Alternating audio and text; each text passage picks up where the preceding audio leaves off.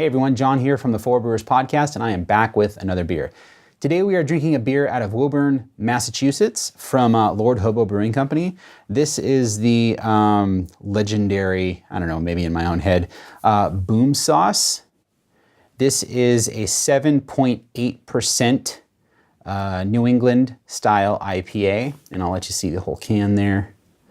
It's pretty basic and, I don't know, simple. I like it. Love the colors.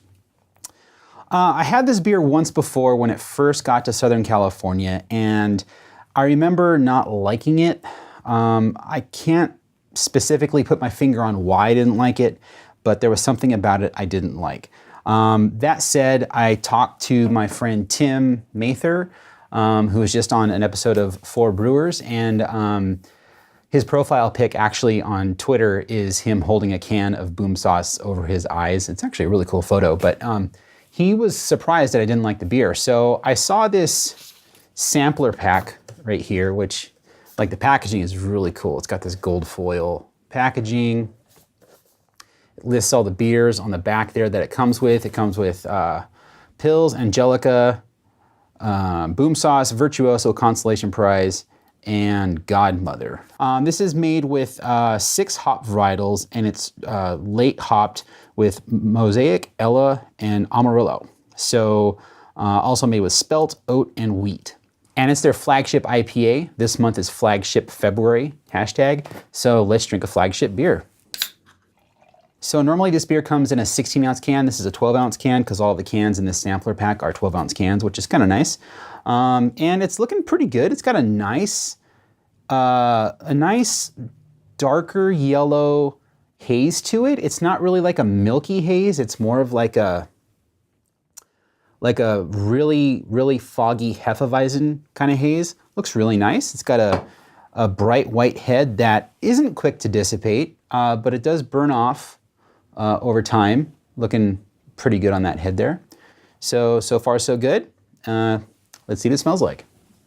Okay, so this smells different than I remember. This actually smells really good. It kind of reminds me like a whole cone hopped beer, like where you get more of that earthy kind of aroma, like a Sierra Nevada kind of vibe off of it. Like Sierra Nevada only uses whole cone hops, and that's kind of what I get off of this. It's got like a fruity, earthy kind of note on the nose. It's actually very subtle.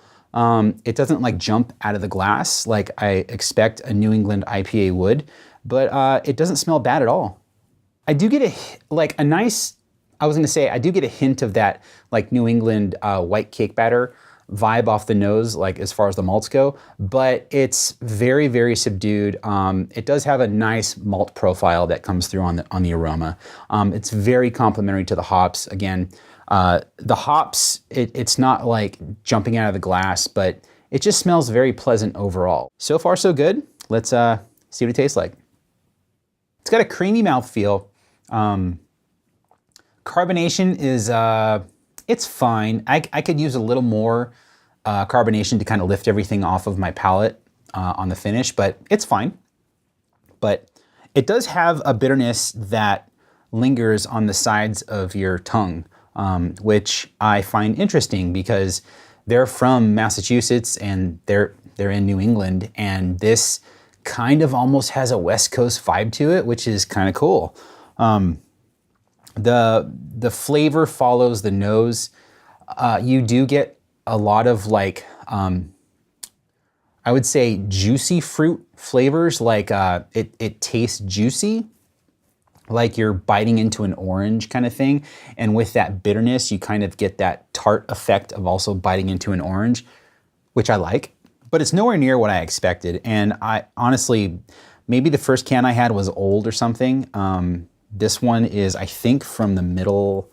Yeah, it's from the middle of December. It's from December 12th. So it's still relatively fresh. It's 2 months old at this point, which I think is fine. And it seems to be holding up pretty well. I kind of dig this beer. Overall, this is a really good beer. I got to kind of take a couple steps back and check myself when it comes to this beer, because it's actually pretty damn good. So thanks for watching another video. We'll see you next time.